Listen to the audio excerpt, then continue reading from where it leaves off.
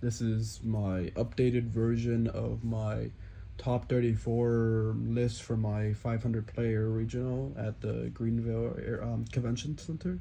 And we're playing Yumi Kashtira Horus Sky. I feel like it's the best play to play Yumi, so let's just get started with the list. So round 3, Karushin. Karushin is the best floodgate ever made. Neither player could control more than one non-water monster. Then round 3, Jellyfish. Jellyfish is a spell / monster negate, and it could also special summon a water monster from your hand. And that's that. Round 1, Doom Kraken. While it's in the hand, it can return a monster you control to the hand, summon itself, and destroy a monster your opponent controls. And if it's on the field, it can return itself to the hand to negate an attack. And that's our monsters for our Yumi engine. We're on 3 A Legendary Ocean and 3 Sea Stealth Attack. So we're on 6 Yumis in total. A Legendary Ocean, that's your normal summon Karushin, and then Sea Stealth 2 stops your opponent from targeting your water monsters with non-water monster effects. So monster effects cannot target your water monsters, which is pretty good. And it can also monster reborn during the battle phase. And then round 3, Rhoda is just more consistency.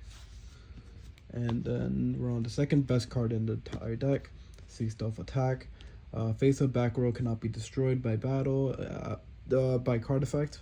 And then my monsters cannot be destroyed by battle because they will just destroy my monster will just destroy theirs by card effect while this is on the field. And around Dark Reef, by sending in a Yumi I control to the graveyard, I can special summon 2 monsters that mention Yumi for my hand or deck and face down defense position. And then that's it for our monsters. Our Yumi cards were on 19, so the rest of the deck is just non-engine. And so round 3, Fenrir can summon itself, so I can tribute summon Karushin over it, and it adds a card to a hand, so it replenishes itself, which is pretty nice. We used to be on Ogre, but I feel like Ogre was too bricky, so I'm not on it anymore. And round 3, King Sark.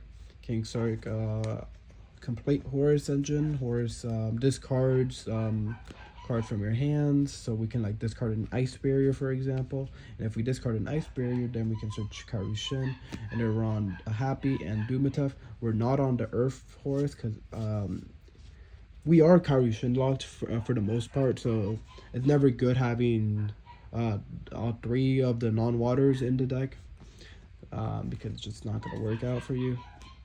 And then we're on 3 Foolish Goods. This is one of the most powerful cards in the deck. By sending Ice Barrier, you can choose to add a Kaiju to your hand, or a Ice Tree Tremora, which will special summon a water from your hand, or you can add Karushin, or you can send Dumatef and add Dumatef to your hand, and then discard it with King Sark to send Happy, and then you have 2 Horus names on in your graveyard for free. And yeah, Foolish Goods is just very broken. We're basically playing 9 copies of Karushin, and then we're on 3 talents.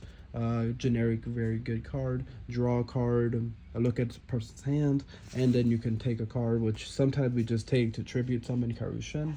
And then for our extra deck, we're on 3 Draw. I don't really like this against pure Snake Eyes, so I don't want to main deck it. And it's good against Fire King Snake Eyes, so that's why I sided in versus Fire King. And then we're on Vistials. Vistials are good against pure Snake Eyes, right? IP Masquerade or a Link Rebo, that's probably gonna hurt a lot. And then we're on 2 Lightning Storm, 1 Duster to destroy back row, of course, because this deck, if I destroy your back row, I'm probably winning since I can always out your monsters.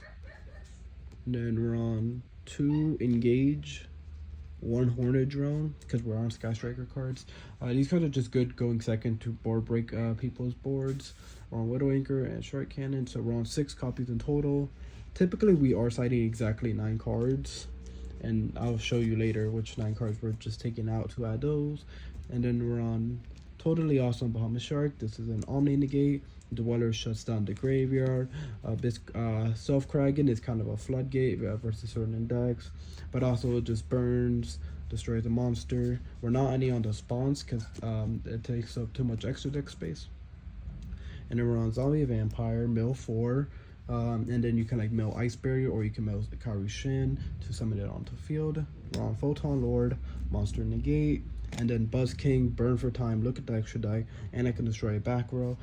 It's either you play this or you play Dinkirsu. I felt like Buzz King was better, but Dinkirsu is also insane in this deck because it does just protect your card from card effect or battle.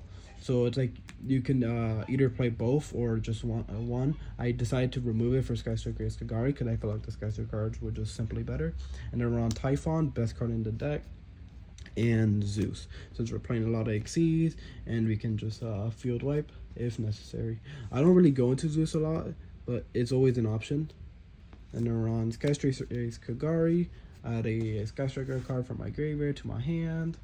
And then we're on Airy, the Water Charmer. This is how you get Karushin off the field most games, because it's like there are times where it's like you have Karushin and a non-water monster, but you want to link off Karushin so you can summon other non-water monsters. So you just go Airy, since it's a generic level 2 water, and also you can maybe steal Zealantis if that ever comes up.